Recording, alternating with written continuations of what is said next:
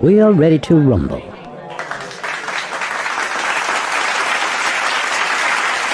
Well.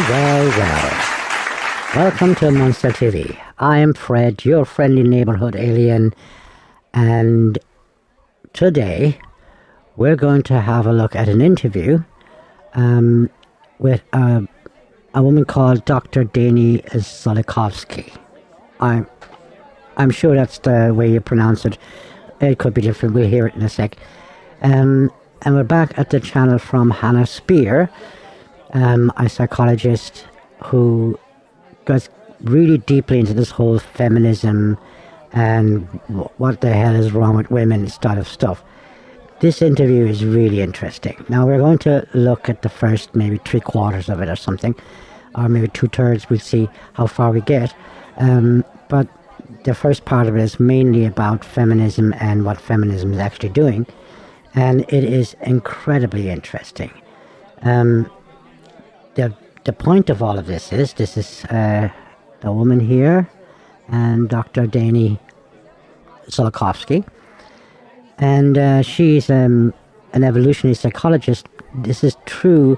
I don't believe in evolution, but that doesn't really matter, because the thought itself about how do things develop, and we're talking about behavior here and psychological strategies and stuff like that. So obviously that stuff would develop whether or not we were created by or brought about by evolution or created by God. It wouldn't make any difference. We would still develop all sorts of strategies for our psychological survival and social interactions. Some of the stuff is written there.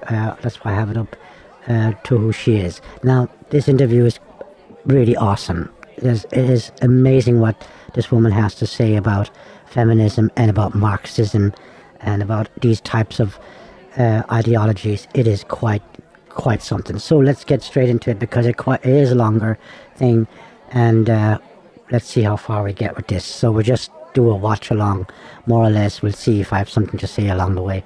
So let's get going. Evolutionary psychologist from Australia. She's a senior lecturer at the Charles Sturt University. I'm so excited to have her on today. Welcome, Dani. Thank you for having me.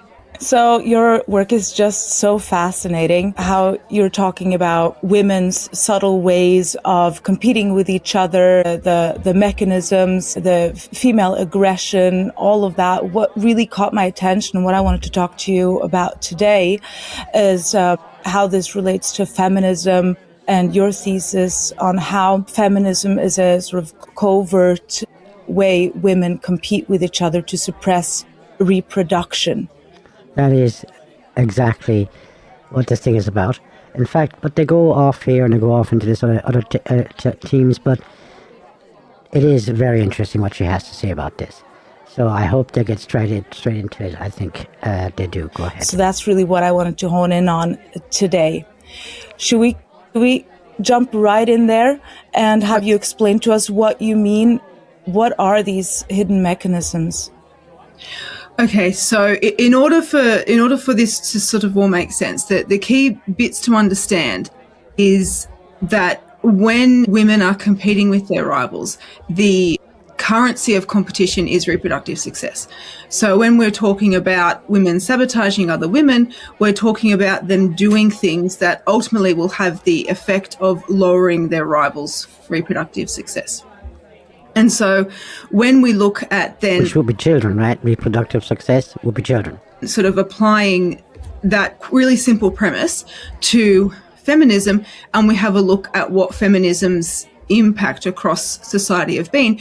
And we can talk about the big impacts, which, we've sort of seen. Obviously, there was universal female suffrage, and we've seen tremendous increases in female participation in the workforce, and we've seen decline in marriage, and we've seen, as a result of all of those things, we've seen sort of downstream birth rate decline. So it's those big things that are sort of typically associated with feminism, but it's also so many of the little things. So feminism has also attacked all of the sort of visible physical signals of female mate value that women would typically use to intimidate same-sex rivals and attract members of the opposite sex. So feminism has sort of demonized the idea that women should look attractive, and that looking attractive and being attractive is something that women should aspire to. That's very much been demonized by. So what they're doing is they're attacking everything, all the tools that women have to attract a man so that you can have children with him and a family with him, right? That's more or less what she's saying. So feminism is attacking everything that would enhance the whole reproductive mechanisms that we have in the world. Feminism, and we've seen it go much further than simply demonizing being attractive. We've actually seen feminism, especially sort of more recently, actually celebrating being unattractive. So you think about the body positivity movement, it didn't take very long to morph from, you know, some sort of appreciation of healthy bodies into a really unholy celebration of morbidly obese and extraordinarily unhealthy bodies. that was well said. Unholy. Going back a little bit prior to then, we've seen previous valorization of hyper skinny bodies and hyper muscular bodies in women as well, which are all sort of part of the same mechanism. So I was initially, when I first started sort of looking into feminism as a vehicle for intrasexual competition between women, that's sort of what I thought it was, a vehicle that had been hijacked or co-opted, if you like, whose original intention had been women's rights and women's social progress as it claims. Which was never the case, right? It was just never the case that women were actually, fighting for their rights. First of all, they didn't fight for the rights that were given to them. If you look at it in the past, historically. And the other thing is that it was never really about enhancing or giving women more access to whatever. It was actually to destroy everything that women and men could build up together for whatever reasons.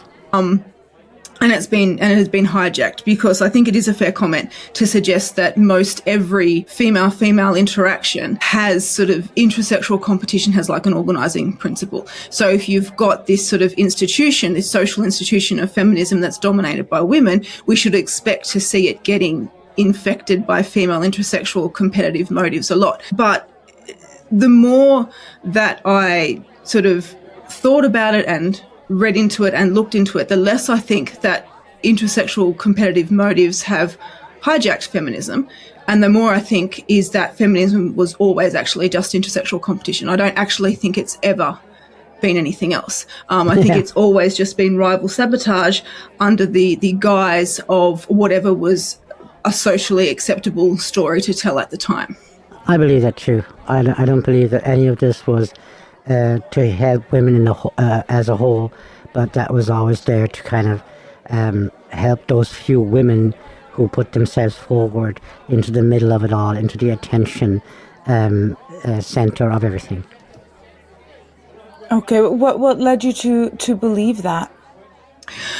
I think the main thing that led me to believe it is that if you suggest that there was a time when feminism got co-opted by intrasexual competition motives, then you need to be able to say, when did that happen? Exactly. You could go through the history of feminism and you would be able to find the point at which they went off path. And so you go back in time and you look for the points in time where feminism was not obsessed with separating women from motherhood. And actually you can't find that time period. So you can't find a period in feminism's sort of existence where it was concerned with the things that individual women were concerned with in the main, which was primarily being excellent mothers and, excellent homemakers and, playing that social role really well is actually what concerned the majority of women. And that was never something that concerned feminism. So that's sort of the first. Which is true. Absolutely true. Because if you look at let's say the manifesto of feminism when it started, the thing was to break up the family. like to destroy the nuclear family. And so that wasn't at all the motives of these feminists to help women along to find a good mate, find a good partner, and have a family. That of stumbling block, I guess, to suggesting that feminism has been co-opted. You need to find the time and place where that happened, and I actually don't think I can find that time and place. I can't go back far enough in time to find that. The other sort of observation that convinces me along those lines as well is having a look at how in sort of when Rome's birth rates declined as well, and having a look at what was a lot of the social the social discourse that was happening in the time that was surrounding Rome's birth rates. And even though they didn't call it feminism, it was all of the same rhetoric that we're seeing now. So women were demonizing men, they were demonizing marriage, they were suggesting that motherhood was a sort of prison. They introduced Rome's version of a baby bonus to try and incentivize women to get married and have children. And to the extent that incentive worked, all it did is that women got married, got children, got the money, and then deserted the husband, and in some cases both the husband and the child taking the incentive. And so what we're sort of calling feminism, and what we tend to think of as being sort of something that is unique to this particular time and place, I don't think a lot of the rhetoric around feminism is unique to our time and place actually at all. And that's what Andrew Wilson's wife, Rachel Wilson, says as well, that this goes back through the ages. The thing what we're seeing here is nothing else but evil women. Not women are evil, but of course there's such thing as evil women. And that's something that, I do in my channel here, and I do with the other channel, Monsta Cast in German, is to show people that this strange notion that women are so ethical or have high morale, or that they're so nurturing and have all the good aspects of the human race, is like the greatest amount of bullshit that you've ever come across. That's like, just bollocks completely. And I don't think that it's, if it's a consistent across different cultures and different societies, then it requires an explanation that's not culturally specific. And yes, and the thing is that, you see, this evil would have to express itself in a certain way. The evil of men, obviously has to express itself differently. It can just not give a shit because we are the stronger sex. But then, of course, there's other men, and they will put a stop to it as good as they can, if you let them. This is the weirdness with feminism and women in general, that they would have pity. This weird empathy. As she mentioned that later as well, this guy Gad Saad, who brought out this book just shortly, and I thought that the title was really cool, Suicidal Empathy. She goes into something else then. She says that she believes it's not really suicidal empathy, it's homicidal empathy, which I thought was a really fucking cool idea as well. Well, let's keep going. Intersexual competition provides that explanation. I thought, let me have your thoughts on this. Because if you go back to Elizabeth Cady Stanton, when this first appears as we know it in the 19th century, what is so clear from her writing is that resentment towards men. And so when I look at your theory, my first thought is this looks like born out of that resentment and that hatred, that jealousy and envy towards men, and then seeing them as the oppressor. And then when it happens that we feel oppressed and that someone has power over us, what we want to do psychologically is to become them. And so that's what women did. They then tried to become like men. Well, yes, in a sense. I mean, you will have that too. You will always have an array of ways of dealing with whatever caused that hatred for men. Let's make it clear, right? It's misandry, hatred of men. And the way I've seen it, and I've watched women, go from just being normal to a hatred of men, was that they didn't get what they want from men. You see, this whole sexual dynamic of women and how that works, is never really looked at because it's so damn embarrassing. Because women have been able to play this game of what you mean, like what you mean sexuality, as if they didn't have a sex. And so men always want sex, and women are always the poor creatures that need to give it to them, you know. And then because if they had their own fun with sex, if they got what they wanted from sex, then there is nothing that a man would owe her. So there could be no money for sex, there could be no, any particular service that the man provides after getting sex from his wife. There's nothing that he owes her. She has no, because she had her own fun. And that kills the fun for sex for women. They can't have fun, their own fun, with having sex with her husband, because otherwise the husband wouldn't owe her anything. Think about that. So to me, it just looks like something, not something that women wanted to do to each other, but out of that resentment, much like, I think it's so similar to communism in that way. They harness that resentment and jealousy and envy in humans. So, and I think there are other parallels as well with feminism and Marxism. How does that fit into what you're saying?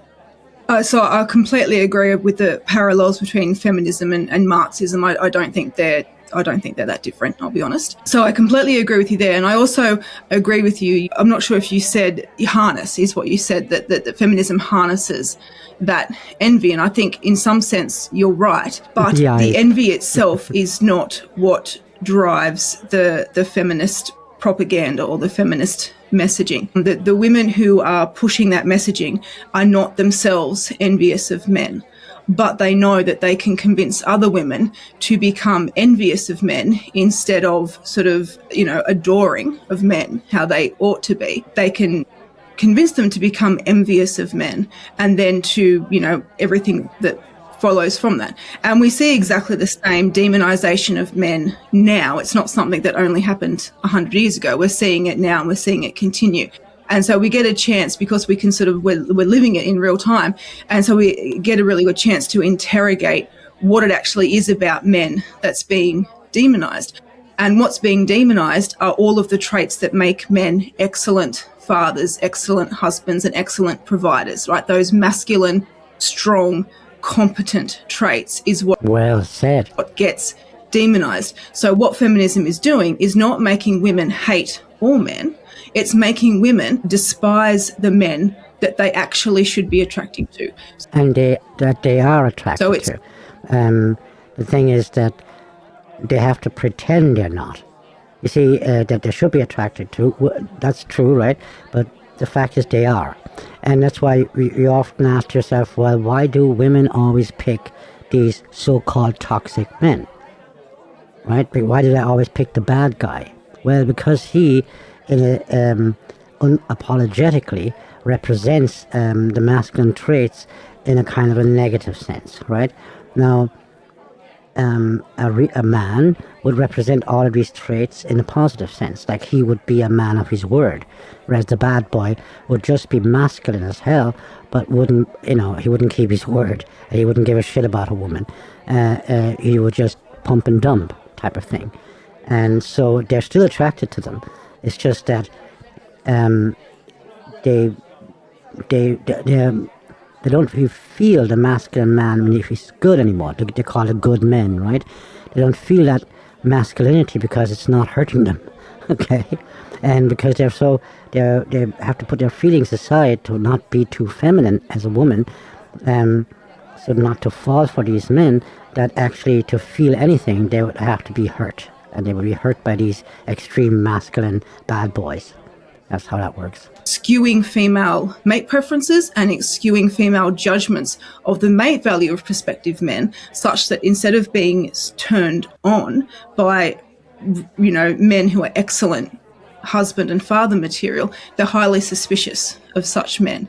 And at the same time, they've been made to be highly suspicious of the entire institution of marriage and motherhood as well.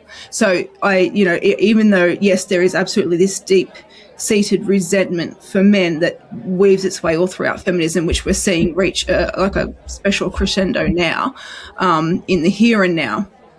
I think that targeting of men is less about targeting of men specifically and more about demonizing excellent husbands and fathers, and thus compelling women to make terrible mate choices, which women frequently do.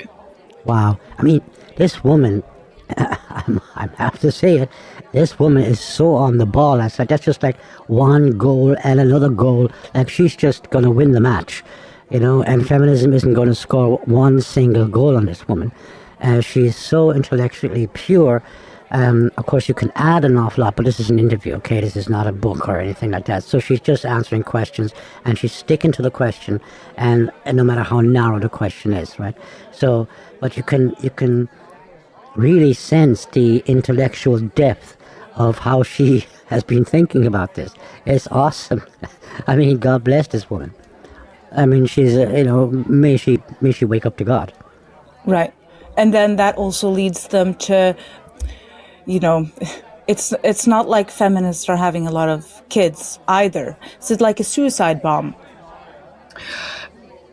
All right, here we go into the suicide thing. That's like yes and no. So, I'm sure you will have heard, and I'm sure your listeners will have heard as well, of Gad Saad's, theory of suicidal empathy. So, you know, he sort of has this idea that empathy has become, and I haven't read his book that's just come out, I will concede that I haven't read it yet, so I'm only going to offer the kind of overview of his theory that he has given himself in hundreds of Twitter posts and interviews.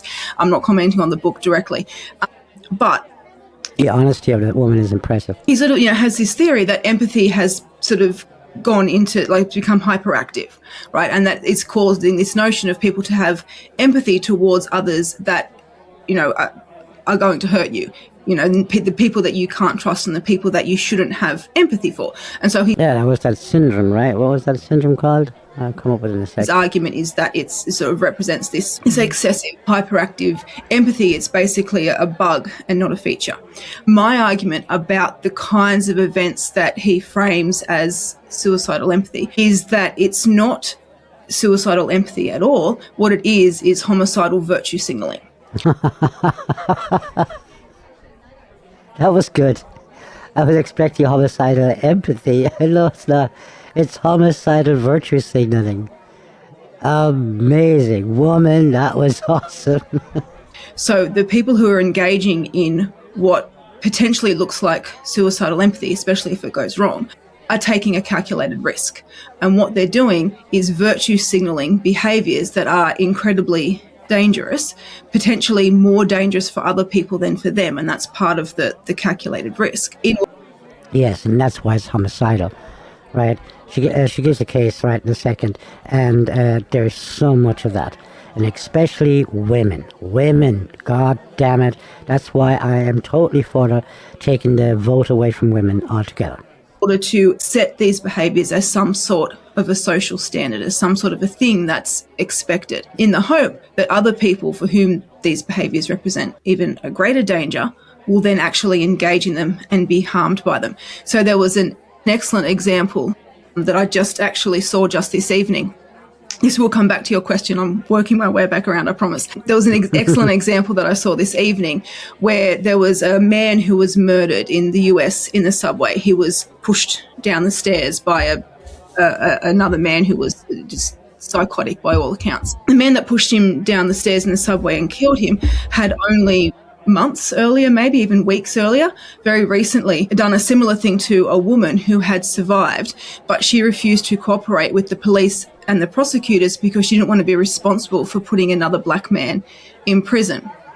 And so a few weeks later, someone else gets harmed. Someone else gets, in fact, much worse harmed than her. And they were talking about that as, you know, an example of her suicidal empathy.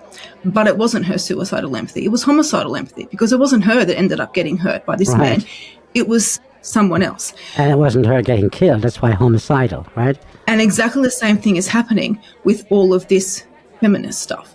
So the women who are responsible for driving these ideologies and pushing these sort of cultural norms that are really, really hostile to reproductive success, yes, they're driving down everyone's reproductive success. And that's why we are seeing birth rates like just continuing to sink and sink. However, it's not suicidal, it's homicidal, because what happens is that the currency of evolution is reproductive success, but it's not absolute reproductive success, it's relative reproductive success. Provided that you are having more offspring than the background rate of offspring per woman in the population, you will continue to win the evolutionary game. So if you drive the population background rate down, you don't need to have as many children to win the evolutionary game. Now, what will happen at the level of the population is the population will collapse. The society will collapse if birth rates plummet. However, evolution doesn't care about whether or not societies collapse. It cares about whether or not your genes propagate.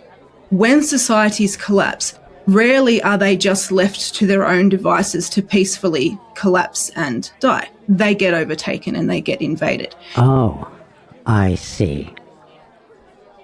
I mean, look, what she's saying here is pretty clear, right? And the implications are totally clear. Replacement theory, right? That's not a fucking theory. It is happening. And this is what they're doing. I mean, come on. And the thing is that this is so female to do that, right? It's so female, it's so backward, it's so behind the scenes that, you didn't want to confront this thing directly with a smack on the head. But I think that there's only going to be a couple of ways of actually dealing with this. And that's going to be aggressively violent. That's what's going to happen. You can see it in England right now at the moment, with this case with this, what's his name? Henry Nowak. It's going to get really violent if they don't just back the fuck off and get all these people back out of our countries. Now, what happens when weak, collapsing societies get invaded? The men get killed. The women do not. The women go on to become a part, whether they want to or not, the women go on to become a part of the founder population of whatever rises from the ashes of the collapsed society, plus whoever comes in to raid it, to invade it, to take it over.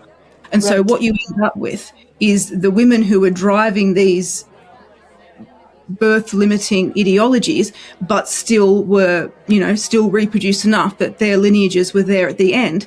It's those lineages that become the founding women of the next population, which means the genes that promote this behavior proliferate throughout the growing civilization, just waiting for the circumstances to be right for these types of ideologies to re-emerge and for female intrasexual competition to reach a crescendo, for birth rates to decline, and the whole process to happen again.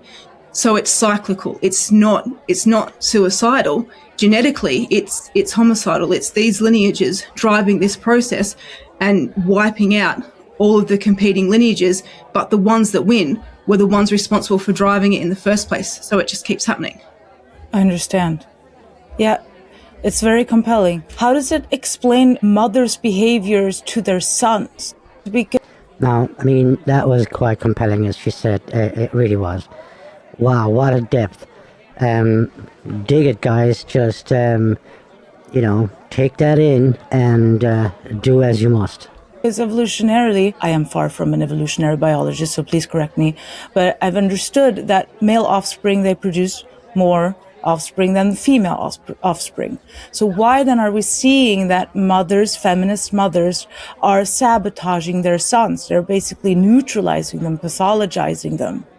Well, men are not producing more offspring. That's not actually true. It's the potential. We could impregnate hundreds of women, right?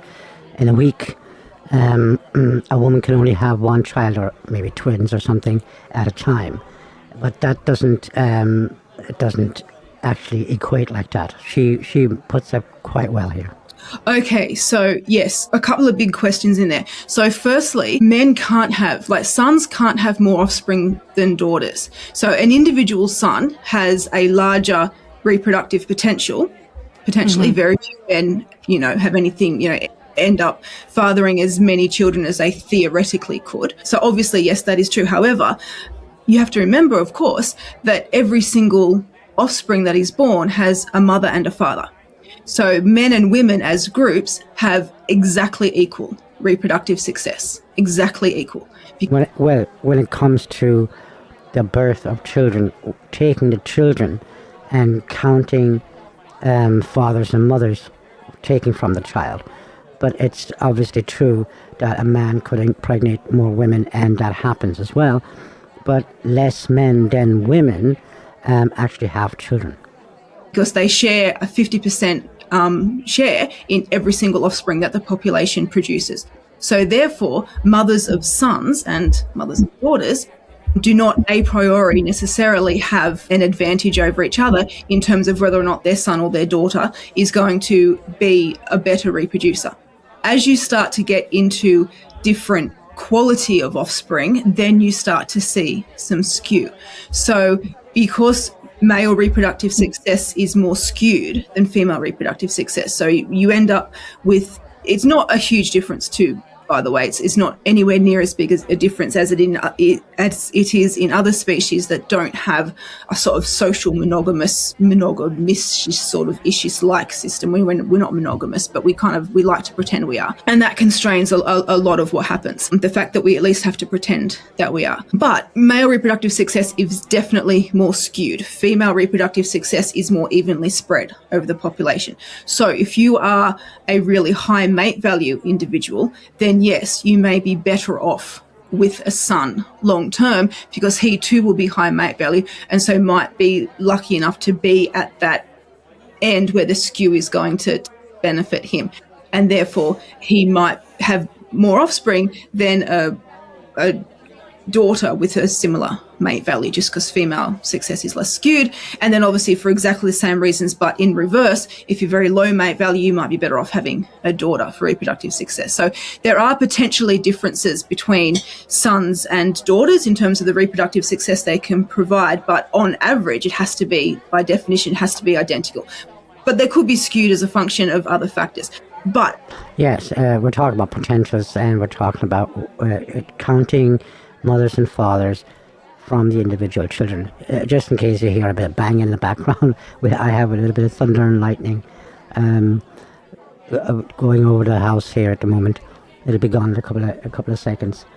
So it's just summer storm. As to the question of why are mothers of their sons doing this, and I think this comes down to the notion of social signalling.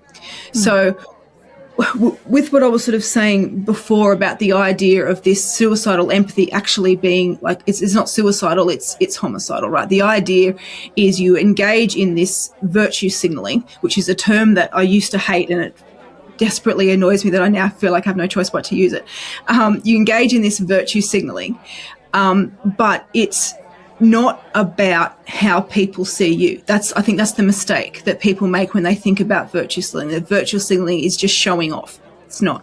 The function of virtue signaling as a social signal is to manipulate the behavior of others. What you're doing is you're showing others this is the way to be, this is virtuous, and that you're expecting everybody else to be like that.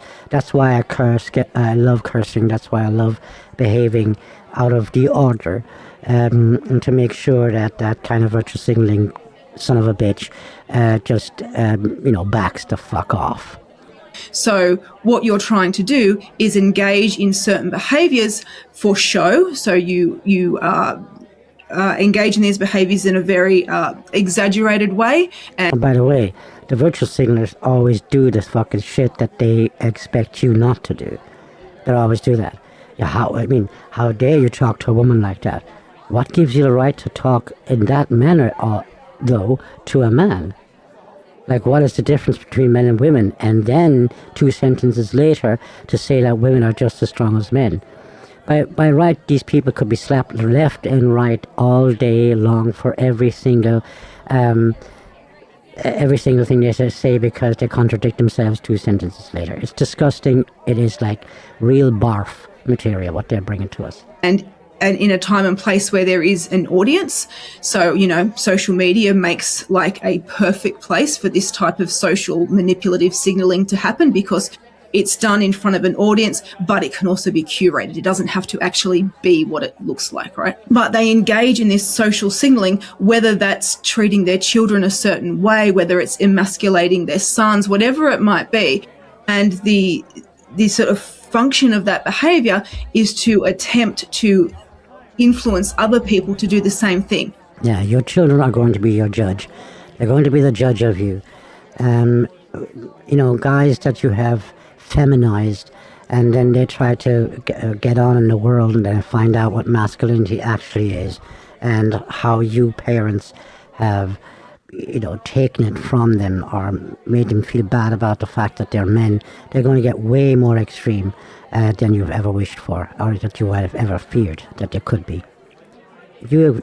All of you people, all of you leftist freaks, have something coming to you, and it's just around the corner, and you have no idea it's coming because you feel so safe in your psychobabble written in the back of the room there.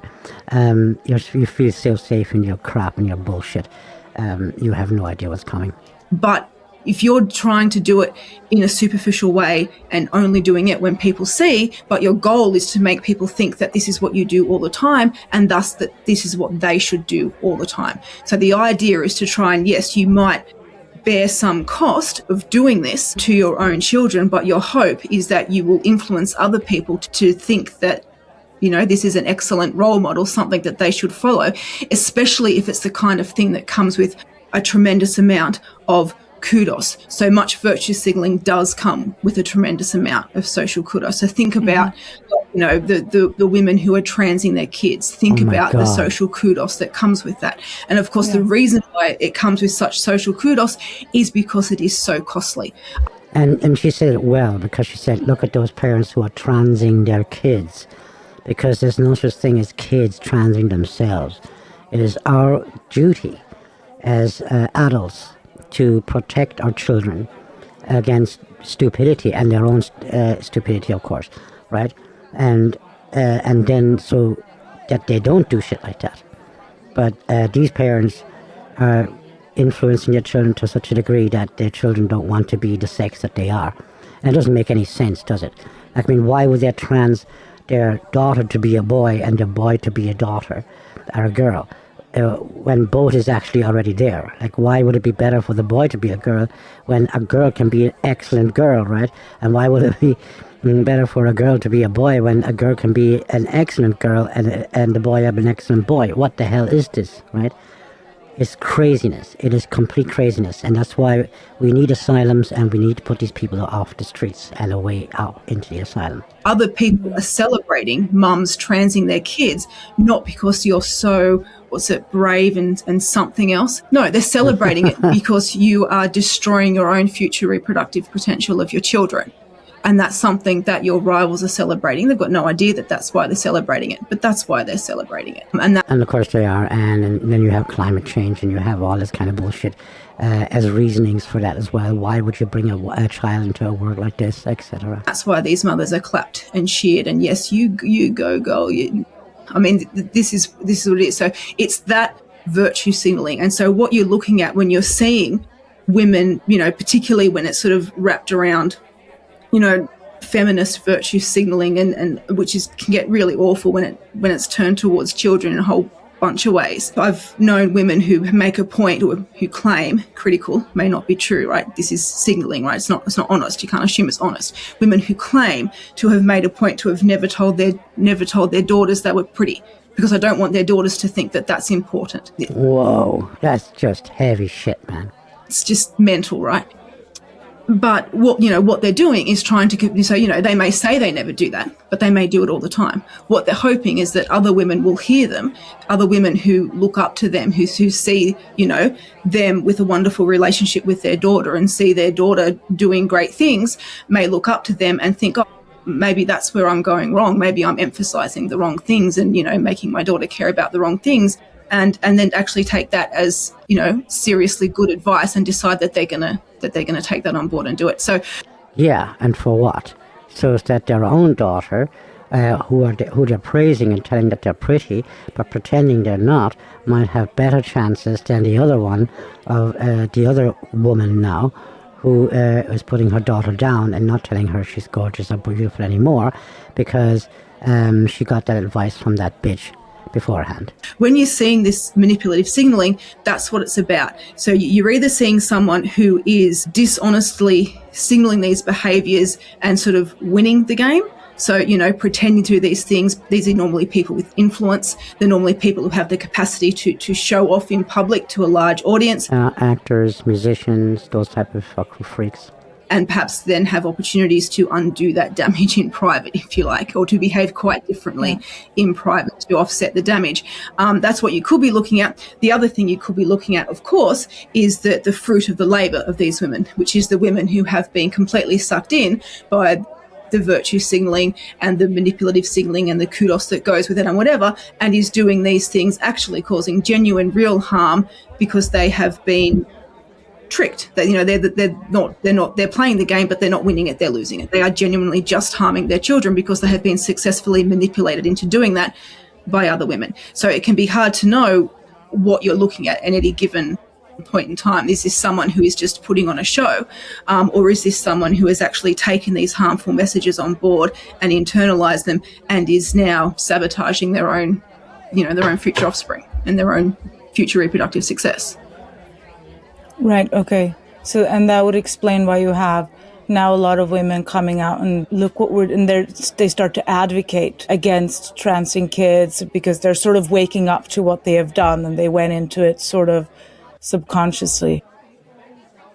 They went into it subconsciously, and I think it's also, given that we've touched on the specific issue of transing kids, I think it's probably also, you know, sort of fair to point out that for many of the women who did that, yes, they were absolutely sucked into the ideology and pushed for it.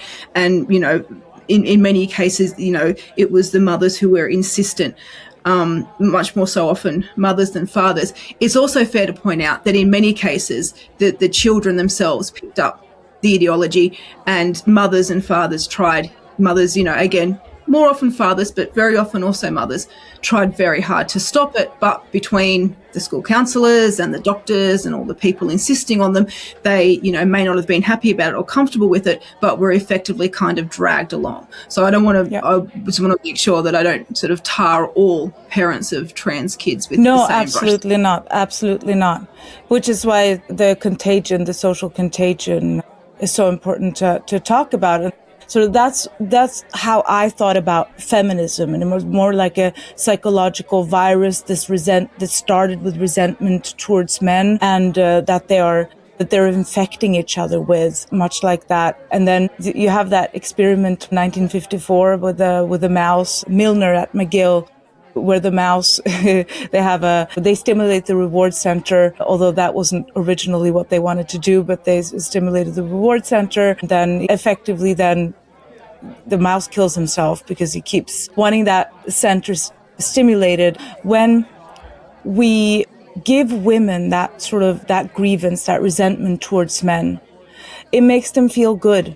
So that's why I wanted to bring in that experiment with the mouse. It makes them feel better. And yes, it's a good way of putting it because it is suicidal for these women to see themselves as better as men, which when they say they don't need men. And now what we have is the things that we've already discussed as well on this channel, and we will again, that men are now pulling back and not asking women out anymore, and then not paying their bills anymore, the women their bills, right? And women are standing on their own, and now they're complaining, and they're still shaming men. We'll see how long that goes when they find out that this isn't working, and we're going to have an awful lot of women on the streets. And even the justice system is not playing along as much anymore, and it's changing. That we have stuff like paternity tests at birth of the children and so on, so they can't cheat on men and have them pay for their children that are not theirs, that are not the men's, right? Stuff like that. Just feel morally superior for a moment, and you see it when you look at reels. Women post on TikTok and they're talking about everything from mental load. They're talking about how they divorced their husbands, and yes, they also get applause from it, but there is that pleasure they get from feeling momentarily superior and that grievance. And I just always thought of feminism as that women keep pushing that button to feel good in the moment, even though it leads to them not having reproductive success. And that's sort of as a psychological virus. What do you think of that? That wasn't bad, actually. It is a psychological virus. And the other thing is like superiority, which is simply vanity. All these particular sins like vanity and jealousy, envy, those kind of things, they're not like a virus. They inhabit us if we give them the chance, right? And they will manipulate our own behavior. They're like spirits, they're like evil spirits. I mean, I say in fact, the more you go that path and the more vain you become, you will start to hear the actual evil spirit that is responsible for these, or that particularly live inside of those bubbles of vanity or envy and so on. I don't think that's a bad framing at all. I think that moral superiority, that, you made the connection before between feminism and like Marxism, socialism, like communism, whatever you want to call it. And I think it's that same moral superiority that is what leads, and we're seeing it now. We're seeing it now in Australia, we're seeing it in the US and certainly in the UK. This desire of the radical left, which is the radical left is not in government at the moment in the US, not at the federal level, but obviously different states. It's institutional. Well, exactly, that's right. It's not in the White House at this particular point in time, but that's less relevant to what's going on because, as you say, it's through the institutions. It's baked in now. Mental health, yeah. Mental health, universities, actual health, hospitals, schools, education, it's everywhere, right? Journalism. So, and it's the same in Australia and it's the same in the UK. And what you're seeing is the moral superiority of that radical left. Once you've got that can be used to justify anything. Yeah. So if you believe that what you're doing is either makes you morally superior by definition, then there is nothing you can't do because everything you do by definition is ultimately morally justified because you are morally superior. And if it's something that you want to do and something you enjoy doing, then you either have to admit that you're an evil, horrible person, or you will, because we will make you admit it, you pack of bastards. You just go along with this notion of moral superiority. And so I think that sort of particular psychological mechanism that feminism has hijacked on, I think that's the same mechanism that all the broader radical left agenda, which obviously centers around feminism anyway. It's not like these are two separate independent things, right? It centers around feminism anyway. And you will find that type of moral superiority complex thing in all sorts of religions as well. I mean, that Christianity, or let's say that Christ is the way, there is no actual real arguing there. Everybody that wants to argue that will fail. You can try it yourself. The thing is, though, Christianity obviously is susceptible to exactly that, a moral superiority, because there is moral superiority in the way of Christ, and that's why the church is going to take over again at the end, you will see, as was predicted, and they will bring the world to its fall because of the fact that they will allow themselves, just like the church did before, they will allow themselves to do anything because they have the superiority when it comes to ethics. And I sort of like to call it the omni-cause. Again, that's not my word. But I think it's a good word because I think it captures the way that these different radical left-wing causes just kind of meld into one, even when they're ideologically completely incompatible. Like if we think about Greta Thunberg's, she started off being like the climate crusader or whatever, right? Now she stands up and wears a, keffiyeh around her neck and screams about free Palestine. And, I'm not sure whether it's occurred to her, but I'm pretty confident that if we were to free Palestine and give them their own state, I'm going to guess that climate change is not going to be like high on their, policy agenda. Definitely not. And neither is they don't give a damn. They don't give a shit. Very similar story in Australia. We have past tense, present tense, a rather sort of famous feminist activist in Grace Tame, who has, sort of had a history of being sexually assaulted and sort of came out and did a bit of, ostensibly quite good political activism in that space, and then quite inexplicably decided to pivot and also stands in the front now of Australian, protests screaming, globalise the intifada and other such nonsense. Also wearing the keffiyeh. Once again, pretty sure that if we were to globalise the intifada, the resulting caliphate would not care much about, women's rights and things like that. So you get these radical left-wing causes that are completely incompatible, but not only do they cluster together statistically, like, if you tend to support one, you tend to support the other, and we can sort of statistically measure that. Individual people become extremely passionate about causes that are completely ideologically incompatible. Yes, like gays for Palestine, right? Like, whereas they would kill those gays in an instant, right away. When there were gays were welcoming all these Muslims into the countries of Europe, the same damn thing. These people are stupid on a level that is you just can't conceive, because that kind of stupidity is, of course you can't conceive it, because there's no logic in it. It's stupid. It's completely off the wall. That shit needs to be destroyed. Grace Tame. Of course, ideologically destroyed, you poor bastard. Greta Thunberg. And so I think, that in itself is a really interesting observation, and it's because the cause itself is not what's driving it. What's driving it is this moral superiority. The sense of it, yes, that you might believe that you're morally superior. Look at Muslims. It's the same thing. They wouldn't want any of that shit to happen to them, what they're doing to others. Well, it's because we're like, yeah, that's the point, though. One of the pillars of Christianity, one of the pillars of the way of Christ is don't do unto others as you don't want done unto you. That's morale. That's ethics, right? That's what about being fair or just.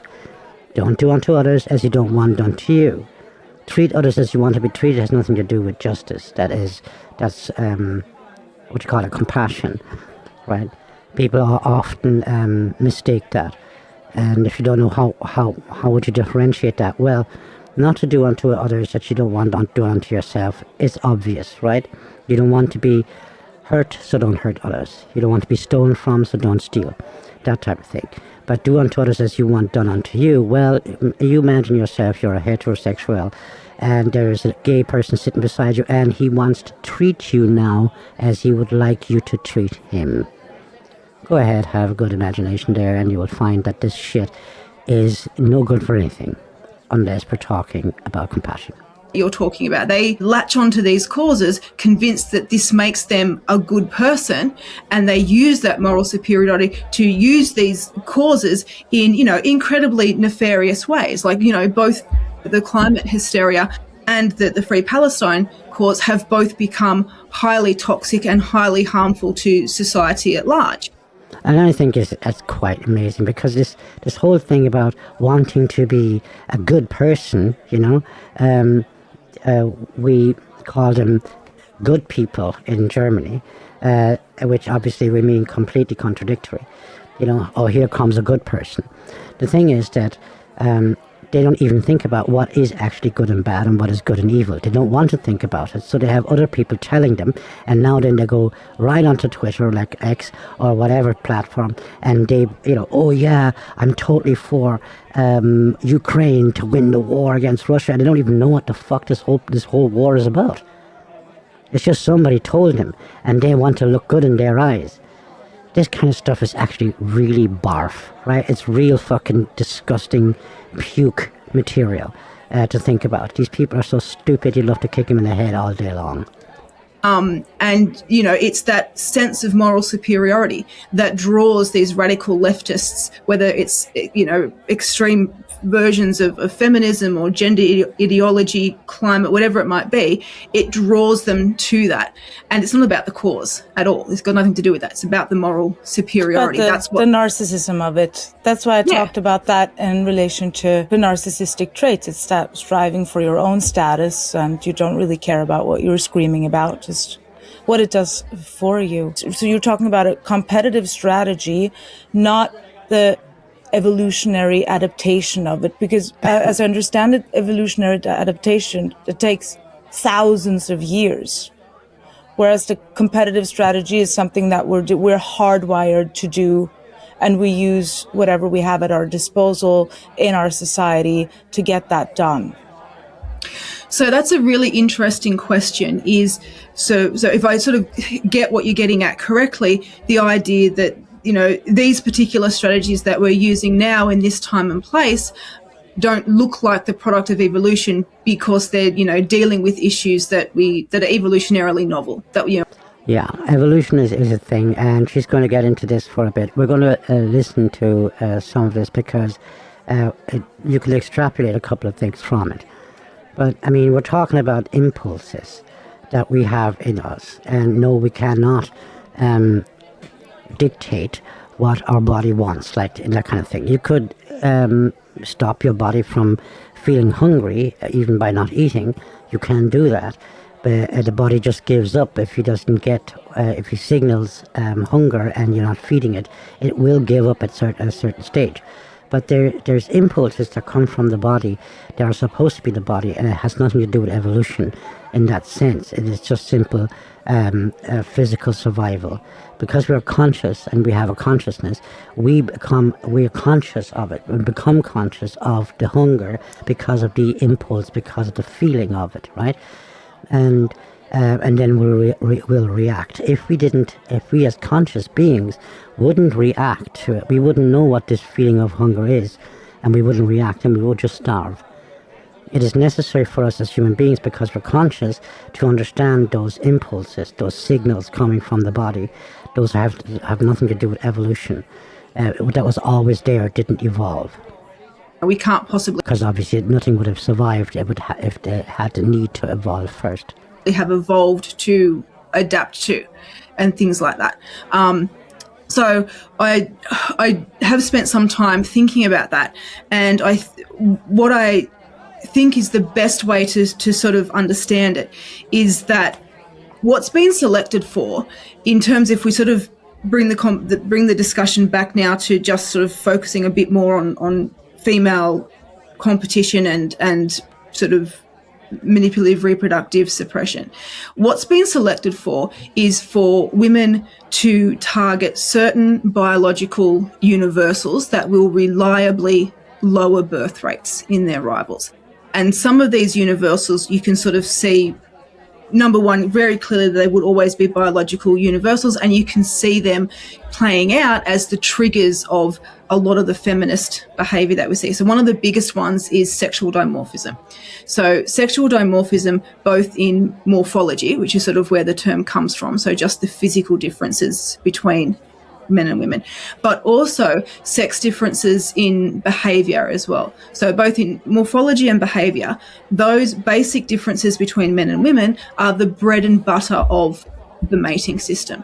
So what makes a man a good provider and a good father and a good husband is that he is masculine. And masculinity, by definition, are those aspects of men that are the most different from women. Wow, that was perfectly said, right? Those are things that are most different to women are obviously what's most masculine. Perfect. What makes a woman a good mother and a good wife and a good partner and a good nurturer is that she's feminine. And so femininity is by definition those things that are least masculine, right? Femininity and masculinity are like polar opposites. And so the differences between the sexes is something that feminism will always, that the female manipulative reproductive suppression and thus feminism will always latch onto an attack. And so, you know, this sort of became prominent, I think, sort of to me personally, way back in, I don't even know, I guess like the early 2000s-ish, I guess, maybe a bit later, sometime around there, when I was studying sex differences in spatial cognition, which should be of, really, logically, should be of zero interest kind of really to anyone except the people studying it, right? It's theoretically interesting to understand why men and women, and I guess maybe it has real world practical implications as well. So jobs that require really, really advanced spatial cognition are like an astronaut, for instance, pilots and people like that. probably going to be better suited for men than women at the high end of the distribution. But generally speaking, you wouldn't expect this to necessarily be a flashpoint, and it was a massive flashpoint for feminists in the academy. So the small number of researchers who sort of began publishing on these reliable sex differences in spatial cognition were just getting attacked and pilloried by the feminist social scientists. I'm just like, why? What? Yeah, and then you had men that would have to perform less good just so that these feminists don't get pissed off about the fact that they didn't have this, the same type of spatial, which means, how do you understand three-dimensional space, spatial cognition, right? Flat earthers, for instance, have a very poor spatial cognition.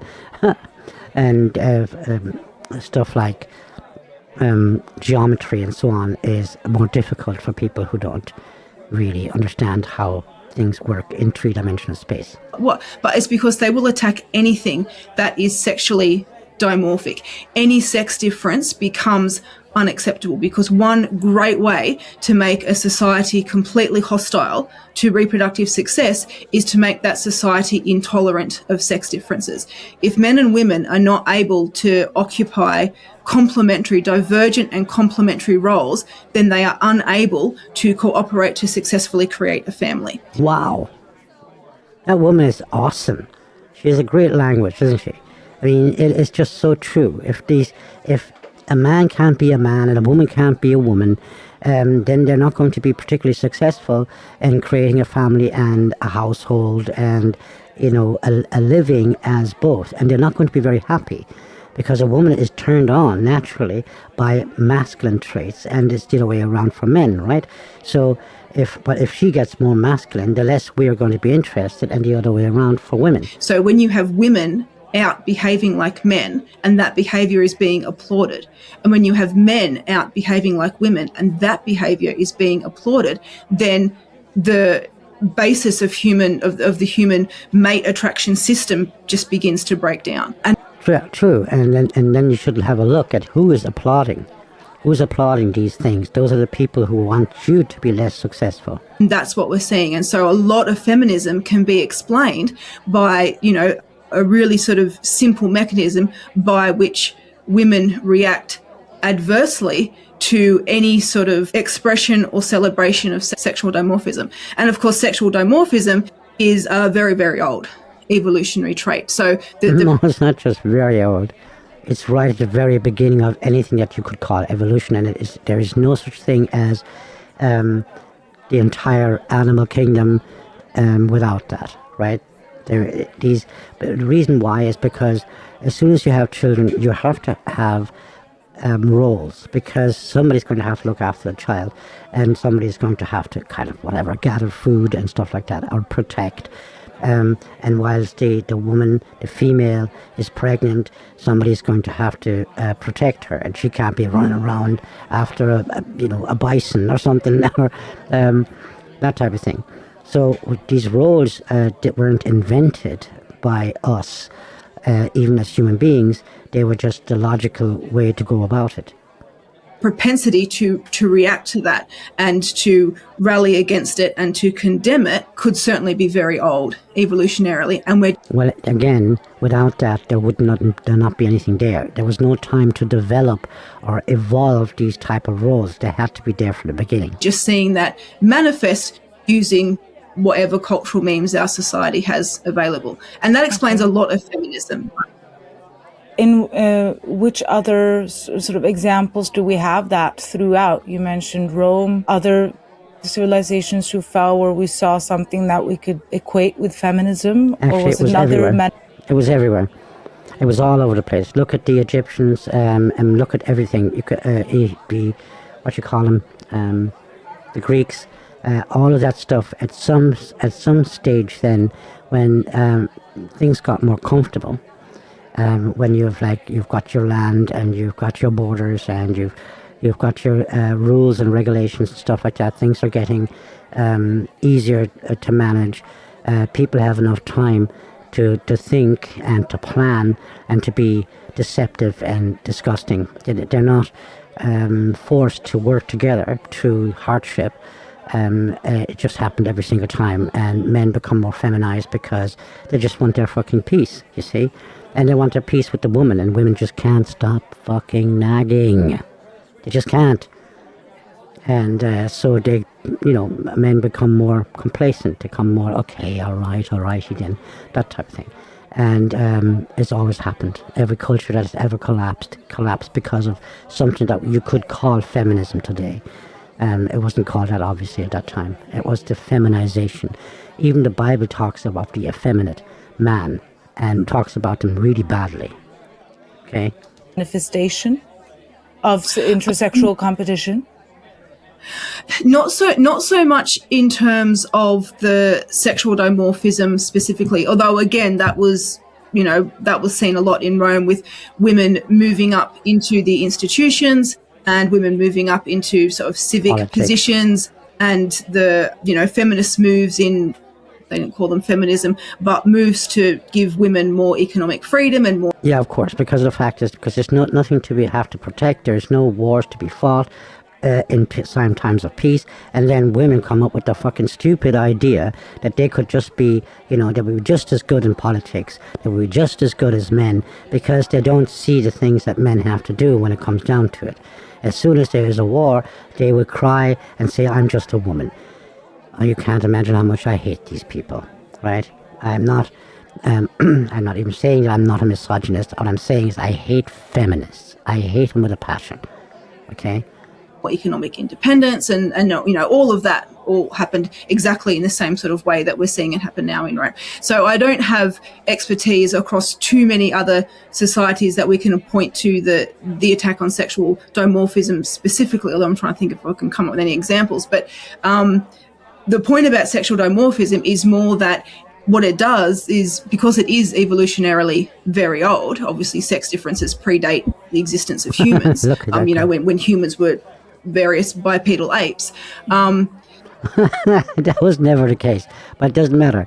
The point is, it doesn't have to be sexual dimorphism. If you take about the demonization of men from women and demonization of the masculine, you will find it in every culture. That has fallen. What it does do, though, is provide a very workable mechanism by which evolutionarily old intrasexual competitive motives could now be playing out. Because if the trigger of those is simply sexual dimorphism, condemn it, if that's effectively the mechanism, well, that accounts for a lot of what we're seeing now. So that accounts for the celebration of women being aggressive. It accounts for the condemnation of men being aggressive and the celebration of men becoming passive and emasculated. And it accounts for the condemnation of women being beautiful and wearing makeup and doing things that attract men. It accounts for the condemnation of women choosing to stay home and raise families while men go out to work, because that's complementary divergence of roles. So it accounts for a huge amount of what sort of is done under the banner of feminism, and all of those things will all negatively contribute to overall reproductive success. What I love about this is, even though she's an evolutionary type psychologist, as she believes in evolution, because of course God had to be taken out of the picture with feminism, obviously, and because of the patriarchal part of the church and the whole thing that has to do with Christianity as well. They had to take out the church. They had to take out the entirety of religion as such. The only reason why they're into Muslims is because Muslims are against Christians, right? As soon as as Muslims take over, you can hear the cries already in the distance, right? You can already hear them from here. At this particular point, these particular women actually have to be, they have to take it that they're being raped. They have to take it. They're just going to have to take it. Being raped, being killed, being whatever, and their daughters and so on. They just have to take it because they have an interest, a moralistic superiority complex interest in having Muslims there to kind of suppress the Christians, you see. So the Christians have to get out, and then they start this evolution thing, and the whole thing of what communism has into us is obviously evolution, right? So that you can make up your own ethics, you can invent your own morals. But then when they go in to study it, because they still have to study what's there, she comes up with these type of things, even though it has nothing to do with God, it has nothing to do with good and evil and the actual study of Christianity or Christ. They still have to come up with these things because they're still studying the same phenomenon. It's just beautiful. Society level, and of any individuals who choose to embrace those particular decisions in their own lives as well. Mm-hmm. Okay. Feminism bad. I think, when I think about it, my resistance to the theory is that removal of agency. Is that, we tell men all the time, stop watching porn. It's the same, right? You pushing the button, you watching more porn, and we tell them stop watching porn. But by right, you can't say that to them, because evolutionarily speaking, men just simply like sex. And if you take sex away from them as a woman, they will just look for it somewhere else. So from the point of evolution, you can't actually criticize or accuse men of being bad if they watch porn. Well said. So a woman has a problem now. Well, then you're going to have to go back to Christianity, won't you? So that, I think, is my resistance to this. It's strange that would be your point, right? Have lots of sex with your man and you don't have to worry about your man watching porn. Okay? I think that's an understandable resistance. I think the observation that birth rates are declining globally, I think supports the notion that it's manipulative reproductive suppression. We'll just go with this last point. I put the link in the description to the rest of the interview so you can watch it at Hannah Spier's channel, so that you can watch the rest of the interview. It's very interesting, and we'll just go through this last point. After this, it gets into other things to do with Marxism and evolution and so on. Let's just do one more point so that we keep our time limits together. Because even though my argument is that feminism is manipulative reproductive suppression, that's what it is, but that's not the only way that reproductive suppression manifests. So if reproductive suppression is a human universal, which it's not just a human universal, it's a animal universal, like intrasexual competition, and that's not a human thing. This is something that sexually reproducing species do. So we would expect to see this happening. And of course, the world becomes more global, then obviously there are still differences between countries, but we're starting to see, instead of this being like isolated populations and isolated societies and civilizations going through these cycles completely independent of each other, because we live in such a global world where we are now communicating, there's not just gene flow between populations, there's communication of information and memes and behaviours and all things across populations. So you're kind of seeing the whole world come into sync. So we're all going through the birth rate decline together. So I don't necessarily think that observing it in places that are not especially feminist is a problem for the intersexual competition theory, because it has to be universal. It should be seen in places that aren't feminist as well. But even those places are developing those type of ideas. They're just starting at the beginning, and it's the same type of ideas. So it will end up in the same way, and it will show the same type of symptoms. It's called different things. But I do appreciate the resistance against the idea that, the resistance to the idea that we lack the agency, that this implies that we lack agency. And I'm not going to refute that, because I actually think that this does imply not just that women lack agency, but that people actually lack agency. It's not true, though.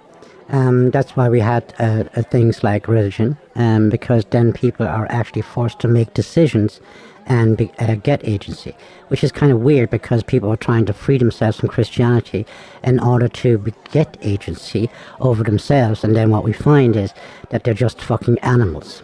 Like that's when you see it in the 60s and the hippies, and they, freedom, free sex, and all the rest of that. Free love, they call it first, right? Love, peace, and harmony to sex, drugs, and rock and roll. That's what you will find. Whereas agency would mean that you have the capability to decide for yourself. but there has to be an impulse to procreate and so on. Otherwise, we don't have human beings that might have agency. So it's kind of like a paradox in a sense. It's not contradictory. It's a paradox. So, and I think that's one of the it's one of the fundamental sources of resistance that people have to evolutionary psychology. They're uncomfortable with the notion that maybe they're not engaging in the behaviors they're engaging for the reasons they think they're engaging in them. That's because they just add reasoning to the things that their impulses are asking them to do. You know, a man gets a hard on, he wants to fuck, and now he's going to have excuses for that, rather than to say, you know what, why not do it for some time, just to see what is going to happen. You know, if you are voluntarily celibate and you just say, okay, I'm going to be celibate for the next year. Try it, find out what goes on, and you will see, and you will also know what the devil is. You'll get to know him real fast.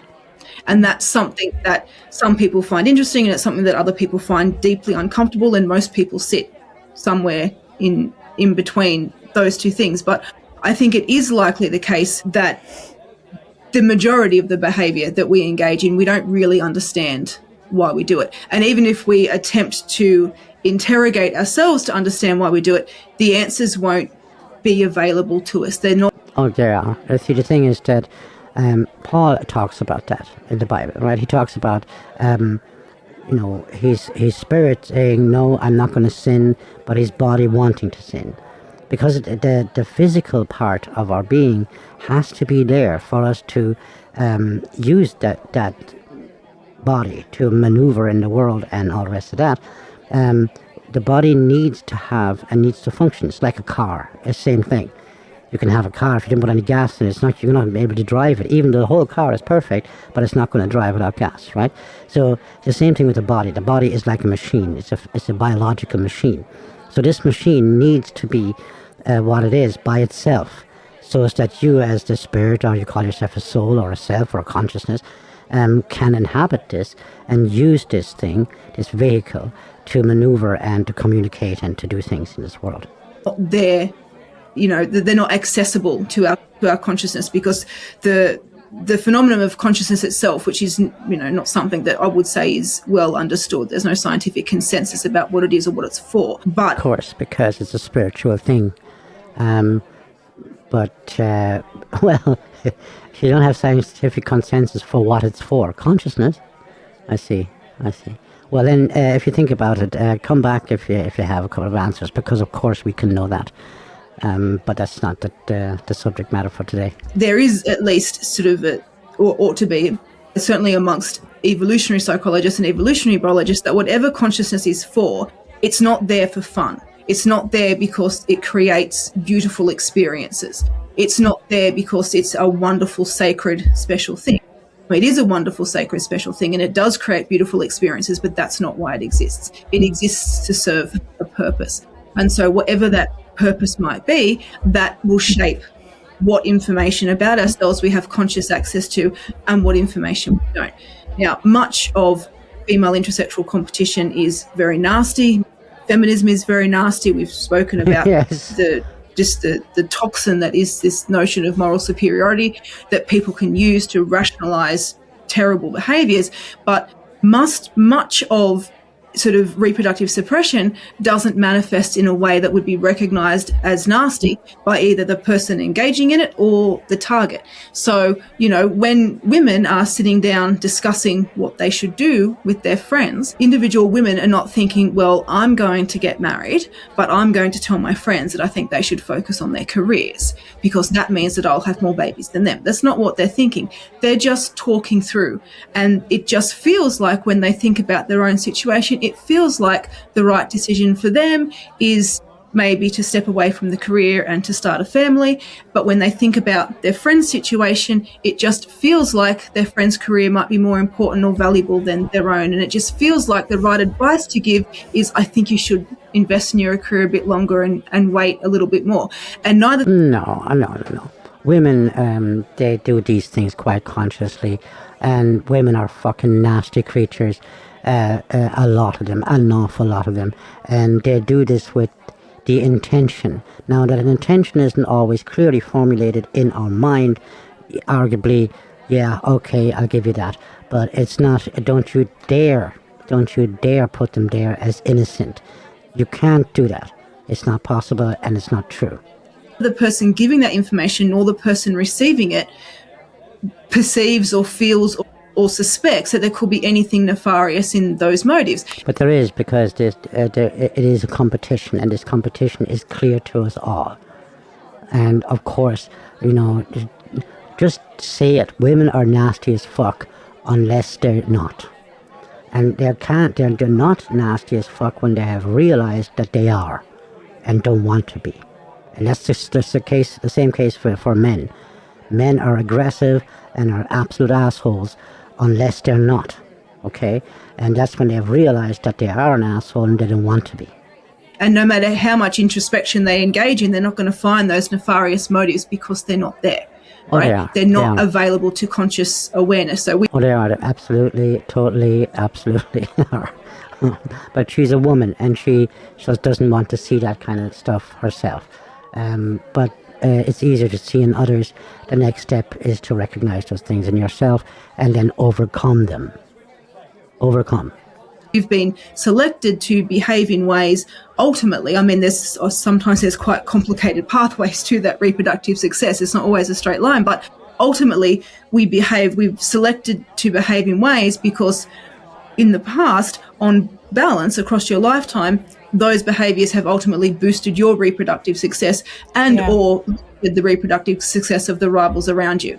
And that's, it's largely an inescapable fact. So it doesn't mean that we don't feel like we're behaving under our own agency. It doesn't mean that that there are not genuine individual differences between people in terms of, how pro-social you are and how much you respect others and how kind you are. It doesn't mean that you're not actually a good person. And it doesn't mean that there are other people out there who are not actually bad people who do terrible things. I don't think that the lack of the lack of agency that we're forced to concede in order to understand how behaviour works, I don't think that necessarily sort of strips away the notion that, there are still good people who deserve kudos and credit for being good, and there are still absolutely bad people who deserve, punishment and confinement for being bad. It's just that the reasons why they're good and bad is probably not just because they decided to. Well, we're going to leave it at that. I don't believe what you just said completely. We have, as I said, impulse. There are impulses that would want us. We also call it temptation in the Bible, right? There's all sorts of temptations, and there's all sorts of. Give her an upvote here. That was awesome. Well done. And there's still quite a bit in the interview left, about 20 minutes or so. So do have a look at the rest of it. It's awesome.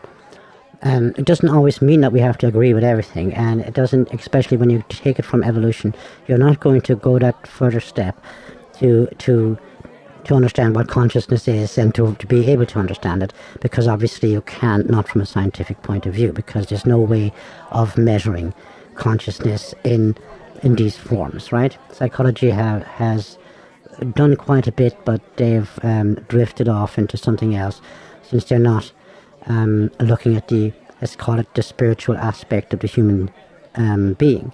That the human being is not first a physical entity, and then second, he has developed this thing that we just might call consciousness. We'd have to get into that deeper at some other stage. But what I thought was really interesting in all of this was that you could see that it is the animalistic, that you could call it that without saying good or bad, that it's the animalistic approach of wanting to be more successful than the other, because animals are, obviously, they can be jealous and they can be arrogant and all of that, and they don't have any morals. They only have behavior, which is just programmed. Whereas the human being has to choose behavior, and that's why he is guilty. Okay? Now, he might not have been conscious of the fact that this is actually evil because he was taught that and his culture taught him that and so on. That doesn't matter. I mean, people that come here and then they rape a woman and they say, oh, I didn't know that was wrong. Listen, we're going to beat you to death. That's what I would love if that we had that in our country, that we would put these people to death. Rapists, put them to death.